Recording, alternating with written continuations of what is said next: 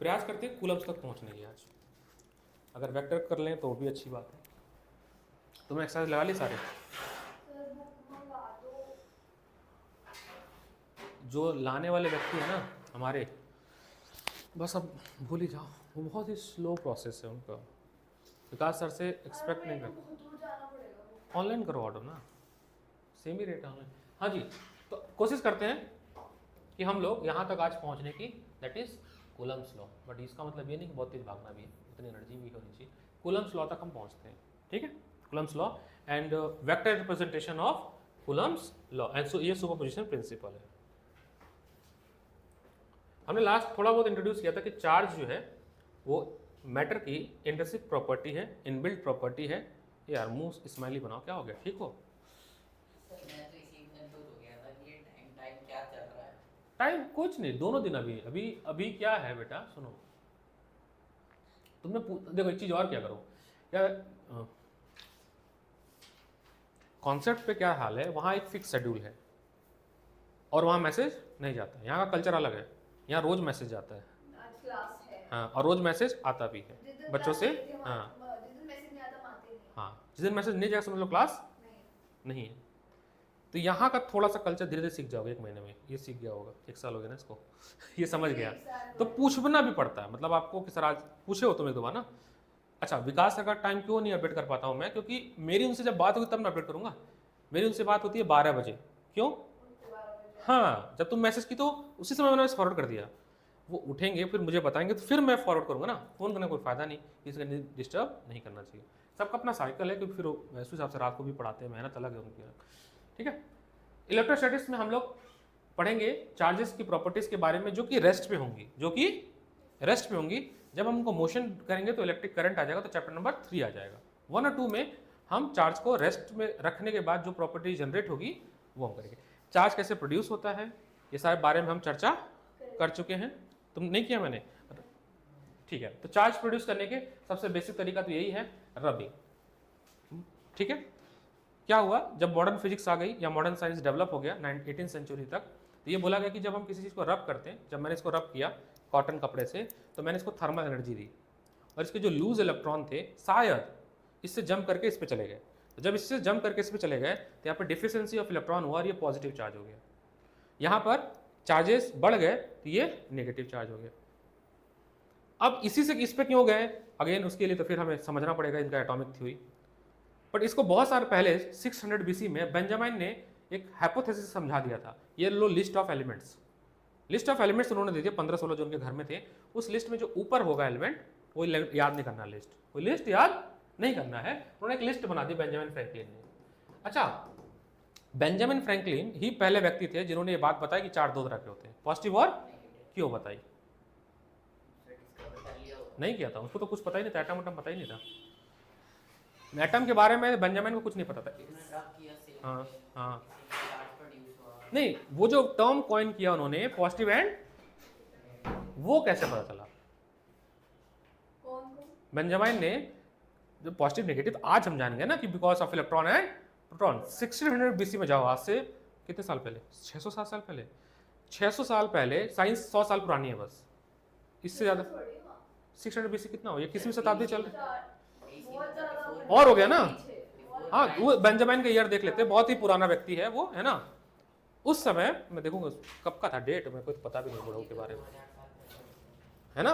सोचो उस समय तो साइंस, अच्छा जो भी चीज उस समय तो ग्रंथ की तरह मानी जाती थी ना उस समय, BC है ना। तो उस समय तो यार जो बातें बोल दी वो कैसी होगी, ग्रंथ हो गई ना। उस समय की जो बातें हैं वो कैसी हो गई, ग्रंथ। भाई ये ऐसा हाइपोथेसिस उन्होंने बता दिया, ऐसा होता है तो ऐसा होता है।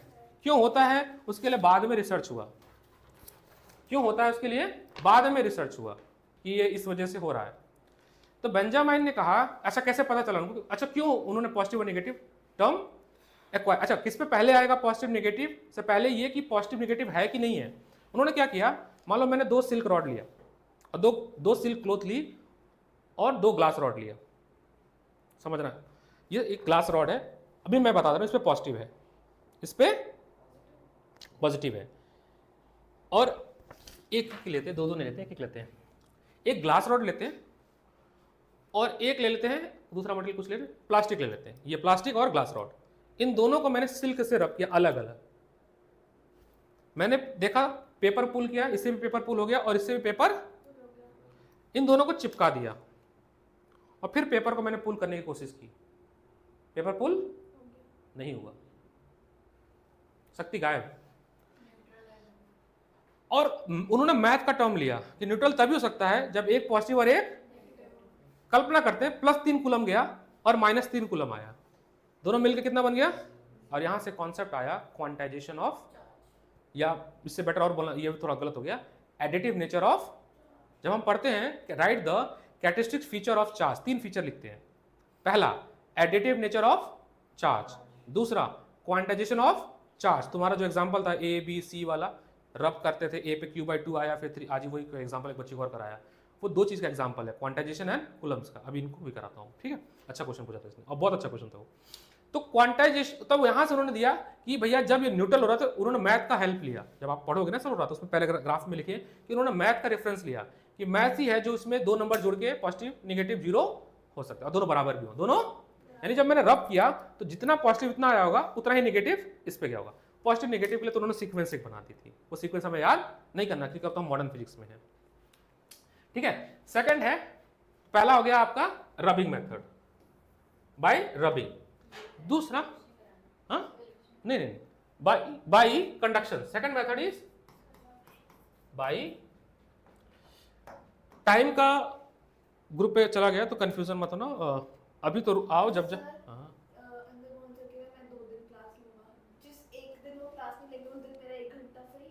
उस दिन तुम टेस्ट करना मेरे यहाँ, उस दिन मैथ करना ना, अपना इंस्टीट्यूट है ये। एक लड़की यहाँ पढ़ना नहीं चाहती है, हाँ लोग बैठते हैं पढ़ के, हम देख लेते हैं सर वो कब बात होगी। देखो अभी मैंने ये बता, हो सकता है 3 दिन का प्लान हो, वो अभी कह रहे थे सर कि मैं 2 दिन में ही करा देता हूँ सिलेबस, बाकी जब पेपर ऊपर आता तो एक्स्ट्रा क्लासेस। देखो सबका ना पेडागोजी अलग है, वो सही तरीका है जब 2-2 दिन 3 बैच होता है, पता है इससे। मैं तो 2 ही बैच उठा पाता हूँ, MWF एंड TTS, संडे मेरा वेस्ट हो जाता है। बहुत सारे बड़े टीचर जैसे हमारे केमिस्ट्री वाले सर, चूंकि मल्टीपल बैच था तो वो 2-2 दिन का कॉन्सेप्ट चलाते हैं। आपको क्या चाहिए, कंटेंट चाहिए, नंबर ऑफ आवर्स चाहिए, सिलेबस हो जाना चाहिए, ना कि रोज 1 घंटे आना या 6 दिन बुलाओ। सबका अपना पेडागोजी होता है, बात समझे। तो लोग करते हैं, ऐसे भी टीचर जो बताया मैंने आर्ट ऑफ लर्निंग वाले सर का, वो 1 दिन में करते हैं और बच्चे ट्रैक, बहुत अच्छा है नंबर वहाँ का। वो आपके बुक को देंगे, वो आपको है ना, अपने बुक्स देंगे आपको, दिखाया उन्होंने बुक्स, चलो ठीक है, उनकी जो बुक्स है वो आपको मिलेगी उनके क्लासेस के थ्रू। हाँ जी, दूसरा है बाई कंडक्शन, कंडक्शन मेथड में देखिए क्या है, मैं आपको समझाता हूँ कि मान लीजिए मेरे पास मेटल स्फीयर है,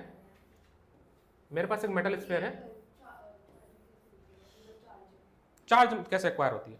कंडक्शन मेथड, मान लीजिए यहाँ पर 4 पॉजिटिव चार्ज हैं। अच्छा, चार्ज की खास बात है कि वो अगर उसको मीडियम मिल गया तो वो ट्रेवल करता है, मतलब मूव कर जाता है एक बॉडी से दूसरी। देखो मैंने किया, मीडियम मिला, ट्रांसफर हुआ, मूव कर गया। तो एक अनचार्ज मैंने बॉडी इसके लाके मेटल का ही, same volume, same density, same material का लाके रख के इसके बाद चिपका दिया मैंने। तो क्या हुआ, 2 चार्जेस भुदक के इस पे चले गए। 2 ही क्यों गए, अगेन वही पोटेंशियल डिफरेंस का कॉन्सेप्ट है, उतना ही जा सकते हैं जब दोनों का पोटेंशियल बराबर हो जाए, उसके बाद जाना बंद कर देंगे। 2 चले गए, फिर मैंने इनको अलग अलग कर दिया, तो 2 यहाँ पे चार्जेस कम हो गए, लेकिन रहा तो ये भी पॉजिटिव ना, 2 पॉजिटिव और यहाँ पर भी 2 पॉजिटिव। इस तरह के मेथड को बोलते हैं कंडक्शन। तीसरा method by induction, charge by induction. Induction method में देखो क्या है, हमने एक न्यूट्रल बॉडी लेना है। न्यूट्रल बॉडी का मतलब ये होता है कि उसमें पॉजिटिव चार्ज और नेगेटिव चार्ज बराबर बराबर है और रैंडमली डिस्ट्रीब्यूटेड है। जैसे मान लो ये रहा 4 पॉजिटिव 4 नेगेटिव डिस्ट्रीब्यूट, ये न्यूट्रल बॉडी हो गया क्योंकि फिर से एडिटिव नेचर 4 - 0। और फिर हमने क्या किया, यहाँ पर एक कोई रॉड लाया जिसपे मान लेते हैं पॉजिटिव चार्ज है, तो क्या करेगा ये, इसकी थोड़ी सी समीकरण चेंज करेगा, अलाइनमेंट चेंज करेगा। यहाँ पे सारे नेगेटिव वाले आ गए चारों और यहाँ पे सारे पॉजिटिव वाले आ गए। और फिर मैंने क्या कर दिया, जो नेगेटिव वाला पार्ट है उसको अर्थ से कनेक्ट कर दिया, ग्राउंडिंग कर दी और इसको हटा लिया। जब मैंने इसको हटा लिया, अब सारे नेगेटिव चार्ज कहाँ चले गए, पृथ्वी के पास चले गए। तो केवल क्या रह गया इसके ऊपर, ये भी चार्ज हो गया, तो इसको हम बोलेंगे चार्जिंग बाय इंडक्शन, ये हो गया रबिंग। यहाँ पे सारी कहानी लिखी हुई है मैंने क्लास, फ्रिक्शन, ठीक है। इलेक्ट्रॉनिक थ्योरी जो मैंने बताई कि जब हम रब करते हैं तो एक्चुअली कर क्या हो रहा है, जब हम रब कर रहे हैं तो इसके इलेक्ट्रॉन को हम थर्मल एनर्जी दे रहे हैं, इसकी करंट एनर्जी बढ़ रही है, एक्साइटेशन लेवल बढ़ रहा है। केमिस्ट्री और डिटेल में जाएंगे कैसे कैसे केमिस्ट्री का पार्ट है। तो ये अपना ऑर्बिट छोड़ देगा, भाग जाएगा टक दूसरे, क्योंकि उसके पास कितना है 0 डिग्री पे 10⁵ मीटर पर सेकंड की स्पीड ऑलरेडी है एट 0 डिग्री। हल्का सा भी रब करोगे पट से बाहर निकल जाएगा, ठीक है। दूसरा, एक सिस्टम की अगर मैं बात करूंगा, पेन और कपड़ा मेरा सिस्टम है तो चार्ज आर कंजर्व, जितना गया उतना ही रहेगा, टोटल नेट 0 रहते हैं, ठीक है। वो पॉजिटिव रिपल लाइक ये सब कहानी हमें बचपन से पता है।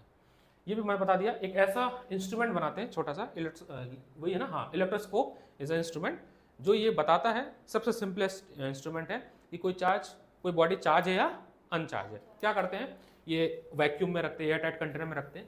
एक ये मेटल का लॉब होता है और ये सबसे सिंपलेस्ट बनाया गया है। एक बहुत कॉम्प्लेक्स डिजाइन बनाया गया था जहाँ से कूलम्स ने अपना सारा मैथमेटिकल ड्राइव किया था। वो जब आप इंजीनियरिंग करते हैं, बीटेक करते हैं, तो सिलेबस का पार्ट है।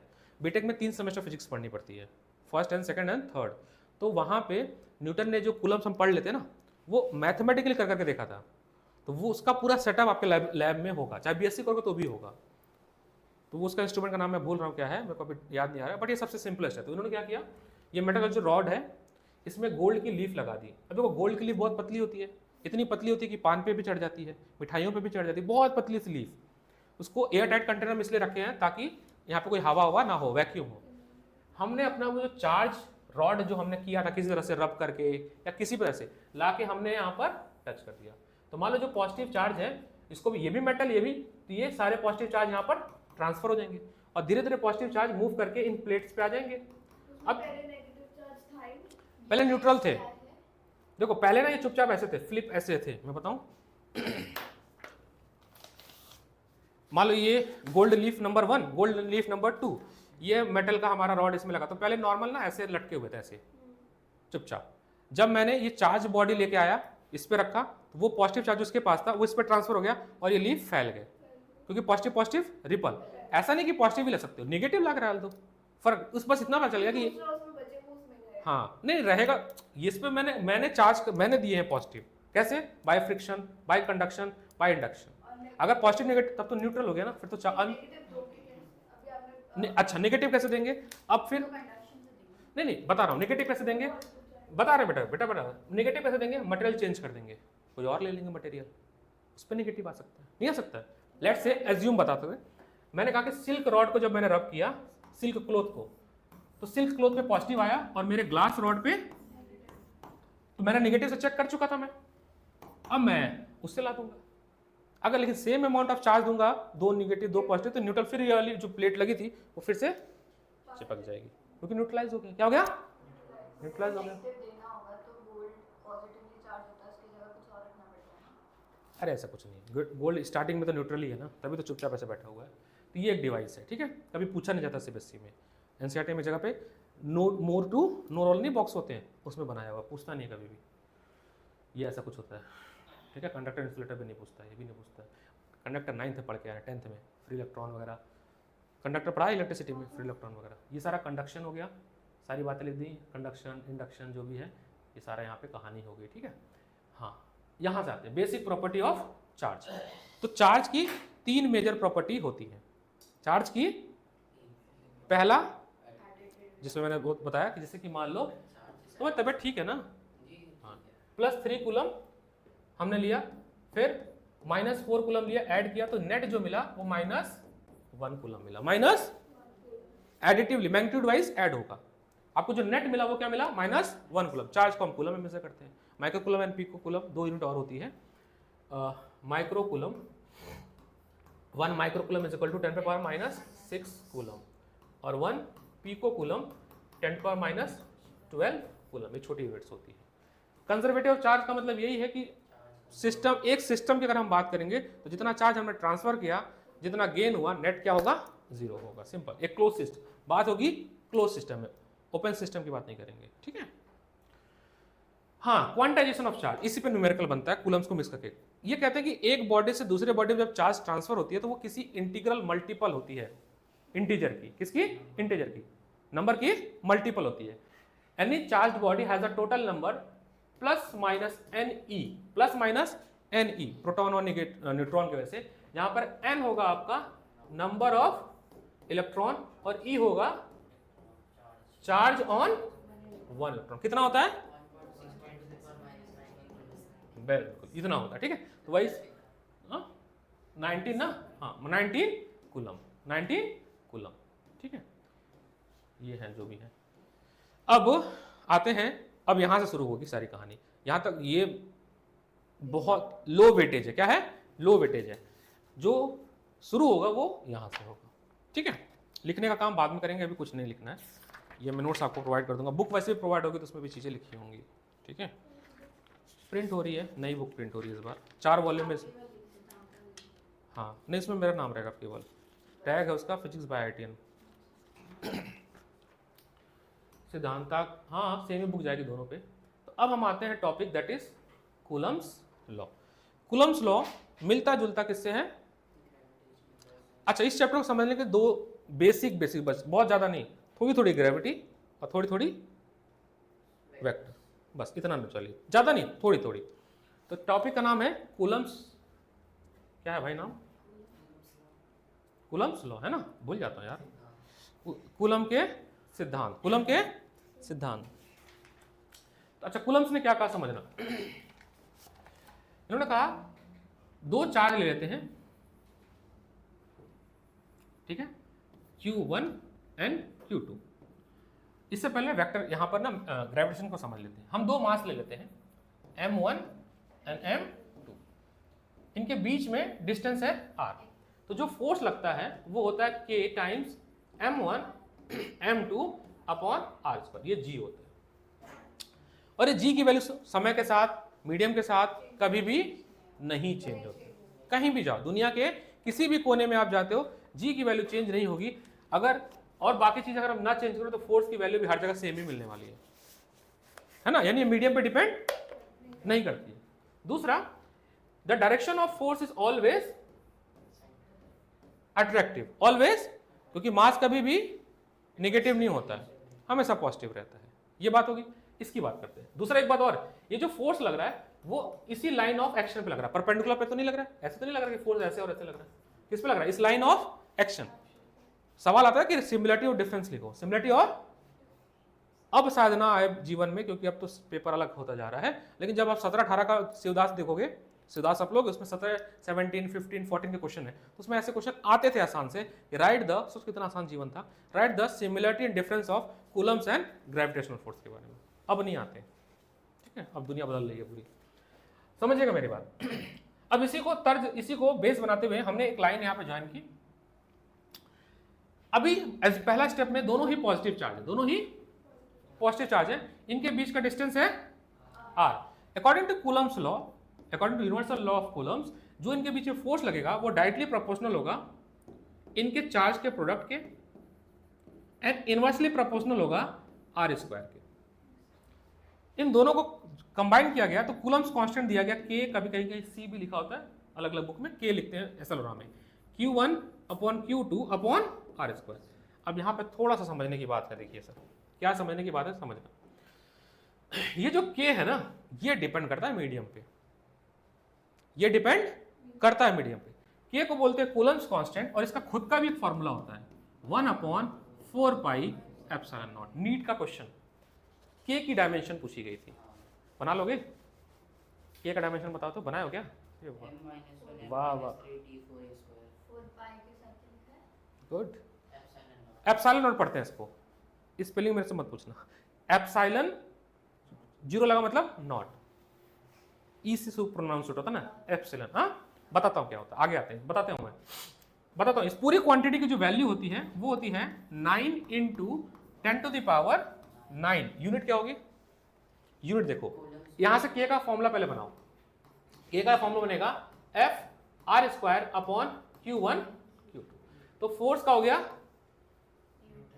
R का हो गया, जोन आउट नहीं हो रही ना तुम, पता नहीं आप बच्चों के 12 बज रहे हैं, पता नहीं क्यों अभी भी क्या हो रहा है, बताओ। छुट्टियां करा दें, मसूरी ले चले, पार्टी होगी, ठीक है, पार्टी नहीं नहीं होगी, लिटरली होगी, क्योंकि हमने एक नया सेंटर खोला है तो उसकी एक पार्टी हम लोग को देनी है, हम सब लोग मिलकर दे रहे हैं। तो हम चाह रहे हैं कि ऐसा हो कि सब आ जाएं, नए बच्चे और पुराने बच्चे भी आ जाएं। और जगह हमारे पास यहाँ छोटी है वहाँ बड़ी है, तो हम वहीं करेंगे, यहाँ नहीं करेंगे, तो बहुत छोटी जगह है तो वहीं करेंगे, वहाँ पर टेंट वेंट लगा देंगे, अगर जगह ना टेंट लगाने की है। हाँ वहाँ पे काफ़ी जगह है, तुम लोग को बुलाएंगे उस सेंटर पे, कभी तो बुलाएंगे। ये तो तुम देख लियो ना सेंटर। न्यूटन मीटर स्क्वायर पर कूलम स्क्वायर, इसका डायमेंशन बनाना बड़ा ट्रिकी चीज़ है, बताऊंगा कैसे, है ना। कैसे बनाया था तुम, वो चार्ज लगाया होगा, फिर क्यू आई इंटू टी लगाए होगे, क्योंकि चार्ज तो फंडामेंटल क्वांटिटी है नहीं, है ना, तो उसका फॉर्मूला हमें यूज़ करना पड़ेगा। तो इसका डायमेंशन नीट में आया हुआ है, आप देखो किसी पी वाई बी के क्वेश्चन में, तो नीट में पूछ चुका है। हाँ चलो अभी बात कर लेते हैं, हाँ अभी हम डायमेंशन बनाएंगे भी नहीं, आगे लेक्चर खींच जाएगा, बाद में बता देंगे। अब सवाल ये था, ये क्या चीज़ है एप्सिलॉन। तो फिजिक्स के टर्म में बड़ा मैं थोड़ी जबान लड़खड़ाने वाली है बोलने से पहले, परमिटिविटी, परमिटी बता रहा हूँ, बताता हूँ सरल भाषा में बताऊँ, देसी भाषा में, परमिट करना, बट ये फिजिक्स नहीं कहती है, फिजिक्स नहीं कहती है।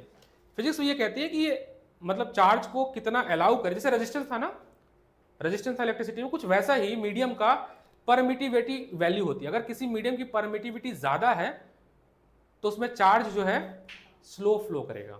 देखो इन्वर्स कर किसका, नहीं नहीं मैं केवल इसकी बात कर रहा हूँ ये, अच्छा केवल इसकी बात बताओ। अभी हम आते हैं बेटा, मेरा थोड़ा सिंक गड़बड़ हो जाएगा। अगर मैं बोलता हूँ, मान लो जैसे हम एक वैल्यू देते हैं कि एयर की परमिटिविटी 1 होती है, क्या होती है 1, और वाटर की 81 होती है, याद है उसमें लिखा है, खोलो ना ये नोट्स ये बुक, वो 81 होती है शायद, वैल्यू मेरे को भी एग्जैक्ट नहीं याद है।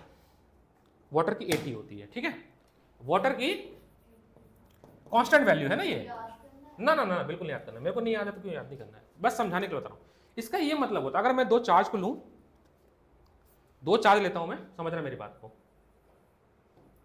दो चार्ज है 1 कूलम का और ये 2 कूलम का, इनके बीच में डिस्टेंस है 5 मीटर। पहले इनको सेटअप को हवा में रखा और एज्यूम कर लेते हैं कि इसमें 100 न्यूटन का फोर्स लग रहा था आपस में, एज्यूम कर रहा हूं मैं। इस पूरे सिस्टम को उठाया, ना डिस्टेंस चेंज किया ना वैल्यू चेंज की, और उसको किस में डाल दिया, तो जो नया फोर्स लगेगा वो कम हो जाएगा। कितना कम हो जाएगा, 100/80 हो जाएगा, क्योंकि फोर्स इनवर्सली प्रोपोर्शनल होते हैं, इनवर्सली प्रोपोर्शनल होते हैं, वही वो तुम कुछ कह रहा था ना, क्या यही कह रहे थे ना। हाँ तो परमिटिविटी इनवर्सली है, मतलब जिस मीडियम की परमिटिविटी ज्यादा होगी उसमें फोर्स कम लगेगी, मतलब मीडियम की बात है कि वो उसमें कितना डेंस मीडियम है और कितना वो है रेयर मीडियम, वैसे कुछ कॉन्सेप्ट है, रिजेंबलेंस हम ले सकते हैं, ठीक है। पार्टिकल्स जहां दूर दूर होंगे वो रेयर मीडियम, पार्टिकल्स जहां पास पास होंगे वो डेंसिटी, पार्टिकल्स जहां भरा भरा होगा, अरे वो करोल बाग वाला एग्जाम्पल तो बच्चों को सिखाया, तुम लोग को याद है कि नहीं है। करोल बाग है मंडे मार्केट, तुम्हारा पर्स लेकर भाग गया कोई, तेज भागोगी, एकदम खाली जगह हो, फिर तो जो भरा है वो डेंसर, जो खाली है वो, सिंपल सी बात, मेरी बात समझने की कोशिश करिएगा, ठीक है। अच्छा अभी आते हैं और बताते हैं इसके बारे में क्या। अब क्या है सर, ये डिपेंड करता है मीडियम पे, देखो ना वैल्यू देखो, वाटर की 1 है और 80 है, ये डिपेंड करता है मीडियम। एक क्वेश्चन और बताऊंगा नीट का, जो कि सीधे फॉर्मूला बेस्ड था, टिक मार देना था, बट नहीं पता होने वैसे उसको लोग सॉल्व करते हैं, आप बस सिखाऊंगा थोड़ी देर में आएगा। अच्छा मैं कहाँ पे चला गया वैसे पढ़ाते पढ़ाते, हाँ के पे था ना। तो के एक कांस्टेंट वैल्यू है जिसकी वैल्यू है 9 × 10⁹, लेकिन ये डिपेंड करती है मीडियम पे, क्योंकि देखो 4 जो रखोगे इसकी वैल्यू अलग अलग मीडियम में अलग अलग होती है। आपने एयर में रखा 1, ठीक है, वाटर में रखोगे 80, तो ये वैल्यू भी चेंज हो जाएगी।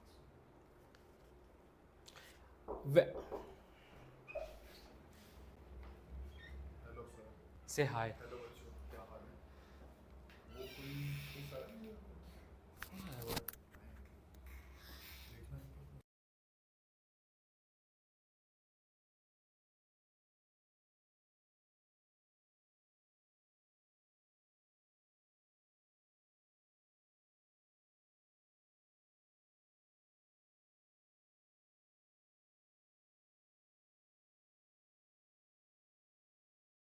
मैं क्या बता रहा था, हाँ तो कूलम्स, अच्छा कूलम्स का भी हम लोग वेक्टर वाला सिंपल नॉर्मल पढ़ रहे हैं। तो कूलम्स ये कहता है कि, फिर से समझते हैं, कूलम पे फिर से आते हैं कि कोई दो चार्ज है अगर और कुछ डिस्टेंस पे रखा हुआ है, कुछ लिमिटेशंस भी हैं कूलम्स की, वो भी अभी एनसीईआरटी हम देख लेंगे इसको। आर डिस्टेंस पे, अच्छा डायरेक्शन पे आते हैं, अगर दोनों पॉजिटिव चार्ज है, दोनों पॉजिटिव चार्ज है Q1 Q2, तो force on charge 1 due to 2, दोनों पॉजिटिव रिपल्सिव होगा, उसका डायरेक्शन किधर होगा, इस तरफ। Similarly force on 2 due to 1, क्योंकि दोनों का अभी मैग्नीट्यूड सेम है, दोनों के बीच में डिस्टेंस में हमें कोई मतलब मेन मैग्नीट्यूड है में, तो क्या होगा, इनकी वैल्यू भी सेम होगी, बस डायरेक्शन क्या होगा, अपोजिट होगा। एक प्लस एक्स एक्सिस पे जाएगा, एक माइनस, यानी अगर हम वेक्टर लिखे तो आई कैप और माइनस, नहीं इस तरफ minus I cap, along the axis होगा, परपेंडिकुलर नहीं होगा, अलोंग द एक्सिस ही होगा, इसी एक्सिस के इर्द गिर्द होगा। सेकंड सिनेरियो में ये पॉजिटिव ले ले और इसको, अब क्या होगा, अट्रैक्टिव हो जाएगा, फोर्स का नेचर साइन बदल जाएगा, इस तरह से हो जाएगा।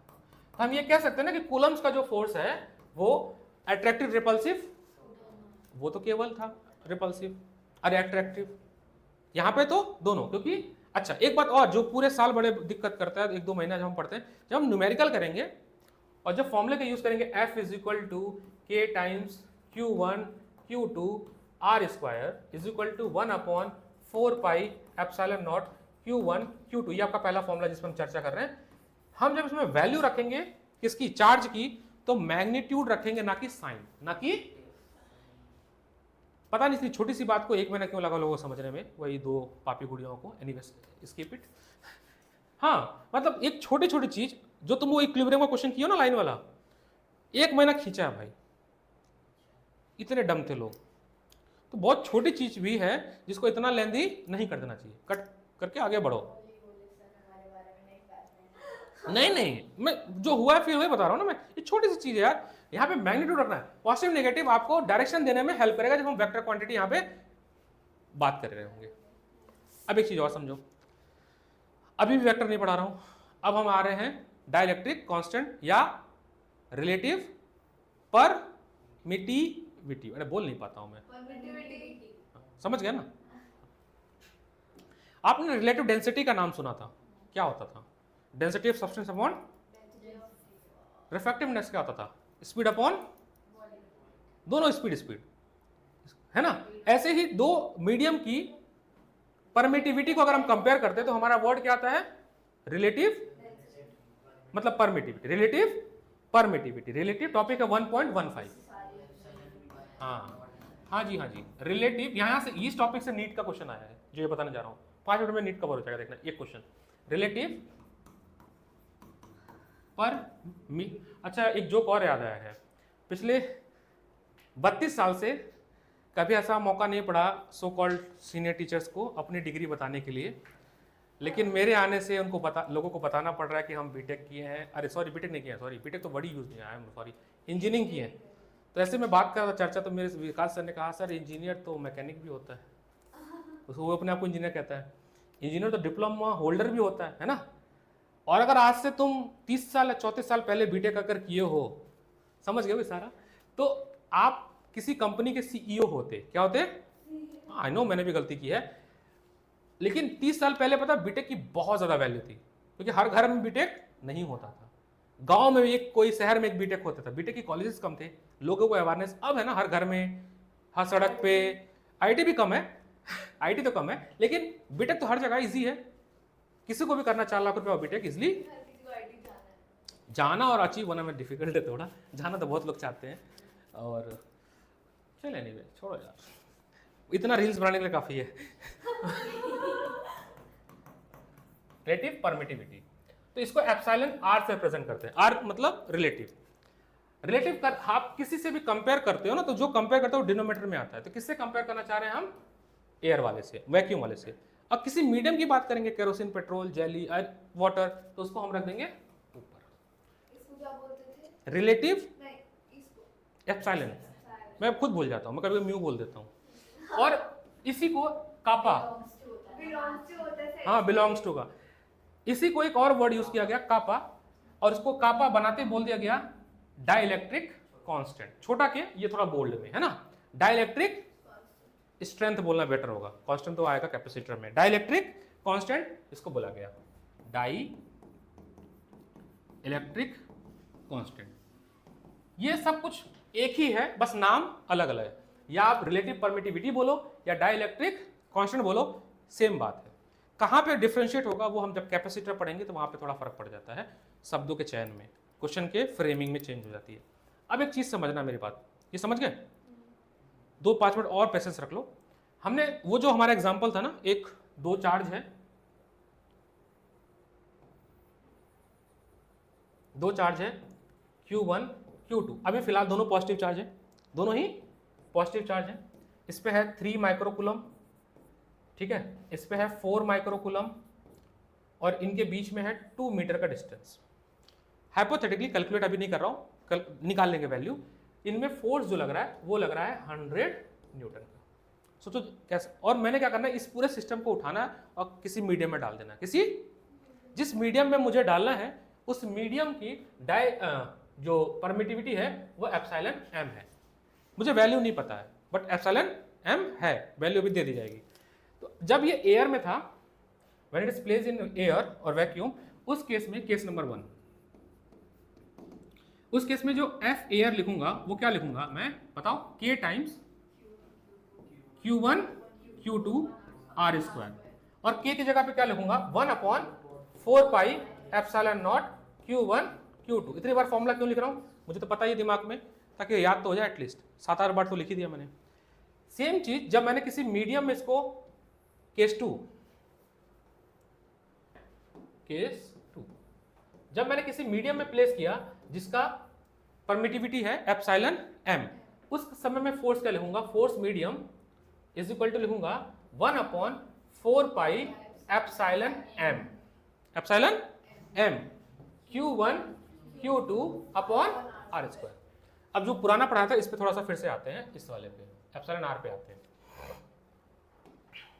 इस पे आते हैं थोड़ा सा। एप्सिलॉन नॉट को अगर इधर मल्टीप्लाई कर दो तो क्या बन जाएगा, epsilon m is equal to epsilon naught epsilon r। एक डेरिवेशन भी चल रहा है पैरेलली, ठीक है। अगेन ये डेरिवेशन सिलेबस में, अरे पेपर में बोर्ड में नहीं पूछेगा, लेकिन इस डेरिवेशन से न्यूमेरिकल बनेंगे। ये बातें बोल बोल के पिछले साल भी थक गया, इस साल भी बोल रहा हूँ, ठीक है। 200-250 से ऊपर डेरिवेशन है, 40 इंपॉर्टेंट डेरिवेशन है, बट आपको सब पढ़ने हैं, ठीक है। ये सारी डिफरेंशिएशन पता नहीं क्यों बच्चे करते हैं। तो क्या मैं एप्सिलॉन m की जगह पर ये वैल्यू, नहीं समझना है, ये रख दो यहाँ पे, तो देखिए फॉर्मूला में क्या चेंज होगा, 1/4 pi epsilon naught epsilon r Q1 Q2 upon R square. अगर एप्सिलॉन r को थोड़ा सा बाहर ले लूं मैं, तो देखिए क्या होगा, एप्सिलॉन r बाहर ले लिया, 1/1 से बच्चे 4 epsilon naught Q1 Q2 upon R square. बोले यहां तक कोई दिक्कत है नहीं है ना। ये क्या चल रहा है, F मीडियम चल रहा है, क्या चल रहा है, F medium, force on given medium, force on given medium. अच्छा ये पूरी वैल्यू क्या थी, फोर्स एयर, तो मैं 1/एप्सिलॉन r force in air medium, यही ना, बोलो है ना।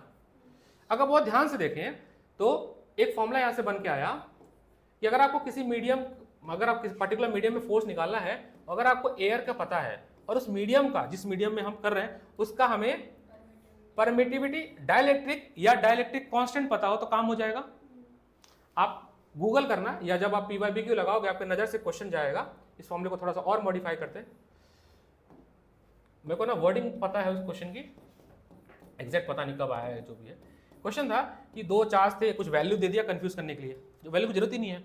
2 चार्ज था, उन पर कुछ वैल्यू दे दिया, उनके बीच का डिस्टेंस भी दे दिया, कहा उनमें फोर्स जो लग रहा है वो लग रहा है मान लो 20 न्यूटन, कितना लग रहा है, और उसको उठा करके ऐसे सिस्टम में डाला गया जिसका डाइलेक्ट्रिक कांस्टेंट है 5, क्या है, कैलकुलेट द न्यू फोर्स, और ऑप्शन में ABC 4 है। बच्चे इसको सॉल्व करते हैं, कुछ नहीं करना है, के दिया हुआ था, कितना दिया हुआ था 5, एयर में था तो कितना था 20, तो कट के कितना हो गया, तो न्यू क्या हो गया 4, सॉल्व करने की जरूरत नहीं है, हार्डली 1 सेकंड में हुआ। क्योंकि आपको नीट का तो 60 सेकंड के अंदर ही करना होता है ना, 1 मिनट भी नहीं देना है, क्योंकि स्पीड बहुत तेज चाहिए उसमें। तो ऐसे ही क्वेश्चन थे, बताओ। अभी भी आ रहे हैं, नीट में भी आ रहे हैं ऐसे। आपको सॉल्व करने की आपको उसमें मिल जाएगी, वो एनसीईआरटी है ना, फिंगर ऑन टिप पे होगी एमटीजी वाली, या वो कहीं तो क्वेश्चन मिल जाएगा। एक चीज और समझ आया मेरे को कि अगर इस फॉर्मूले को ध्यान से देखना, अच्छा देखो इस फॉर्मूले को ध्यान से देखना, यहाँ पे अगर आप देखो तो एप्सिलॉन आर को मैं इधर भेज देता हूँ, जिसको डायलेक्ट्रिक कांस्टेंट बोलते हैं। तो ये समझ आया कि ये रेशियो है किसका, force on air divided by force on medium. ये टॉपिक नंबर है 11.15। अच्छा मुझे बताओ, अभी 2 चीज सिखाई बस मैंने, एक जनरल कूलम्स का लॉ बताया, उसका वेक्टर नहीं बताया मैंने, चार्ज कैसे प्रोड्यूस होता है वो बताया, और तीसरी जो बात बताई वो मेरा जो बहुत फोकस गया, आपको लगता है ये बहुत छोटा टॉपिक है, लेकिन ये टॉपिक मैग्नेट में भी आएगा, कैपेसिटर में भी आएगा, डाइलेक्ट्रिक कांस्टेंट, तो कई जगह पर ये कंटेंट आने वाला है, इसलिए ये इंपॉर्टेंट होता है। मेरे को तुम लोग याद नहीं दिखाते हो, इसका नोट्स मेरे को पीडीएफ देना है तुम लोग को, मैं भी भूल जाता हूँ पीडीएफ नोट्स। एक बार सीख लें कैसे करते थे हम लोग, एक्सपोर्ट करते थे, एक्सपोर्ट एज अ पीडीएफ, अपने पेन ड्राइव में कर लेता हूँ मैं। तो कितनी खतरनाक फोटो मेरी, ये अलकायदा का नहीं लग रहा बंदा, हैं? इसी में आ जाएगी ना, नहीं नहीं लिंक नहीं, इसी में डाल देते हैं ना। एक सेकंड बच्चे, बस हो ही गया क्लास, कोई बात नहीं, अगली बार से ध्यान दूंगा ना मैं, कट करके वो कर दूंगा, अब सीख ही रहा था, कोई नहीं, अगली बार से वो मैं न्यू करके डिलीट करके बस। लेकिन तुम्हें याद दिलाना, मैं भूल जाता हूँ पढ़ाते पढ़ाते, कि हर क्लास के बाद बताना ये पीडीएफ हम ग्रुप पे सिस्टमेटिकली डालते रहे, ताकि नोट्स में वो तो चलो आ गया। नहीं ये फोटो बड़ी अजीब सी नहीं है, देखो मोस्ट वांटेड नहीं लग रहा है, क्या खींचा है भाई इसने, अजीब। लड़के तो नहीं आया था, वो फोटो बड़े रैंडम खिंचवाया था। तो लिखने का काम आज हम अभी नहीं कर रहे हैं, क्लास अगेन यहीं पर रोक रहे हैं, तुम्हारी हम समस्या समझ रहे हैं। और एक काम मेरा करो, तुम मेरे कहने पे कर सकते हो, तुम विटामिन उसकी होम्योपैथिक में दवा आती है, तुम्हारी बॉडी पेन करती है ना, नहीं करती है, थकान रहती है, नींद लगती, मैं पूछ रहा हूँ, मैं खुद, बुरी बात हुई ना, खाना चाहिए, मैं खुद खाता हूँ मल्टीविटामिन, हाँ क्योंकि खाना चाहिए, क्योंकि क्या लाइफ बहुत हेक्टिक हो रही है इस समय के साथ, वो न्यूट्रिएंट नहीं मिलता फूड में, तो आपको सप्लीमेंट अगर लें, जैसे मल्टी विटामिन मैं खाता हूँ, क्योंकि मेरे को तो बहुत ही ज़्यादा भागते रहना है, तो कोई बुरी बात नहीं है, तो आप कोई ज़रूर खाओ, क्योंकि अगर शरीर में पेन वेन है तो ठीक है, उसको भी है, वो भी ढंग से नहीं बैठता, मैं देखा हूँ ना, हिलता डुलता, कंसंट्रेशन वाली बात है, ठीक है, वो भी तो बहुत वीक सा रहता है, तो वीक नहीं रहना है, हाई एनर्जी रखना 365 दिन, 365 डेज, ठीक है। तो आज की कक्षा यहीं तक है, ऐसा लग रहा, कल वैसे फिजिक्स की है, लेकिन मैं बताऊंगा क्यों बताता हूँ, 4 to 5 कल रिकॉर्डिंग बंद कर देता हूँ, कल 4 to 5 मेरी पटेल नगर में ट्रायल है, अगर वो कैंसिल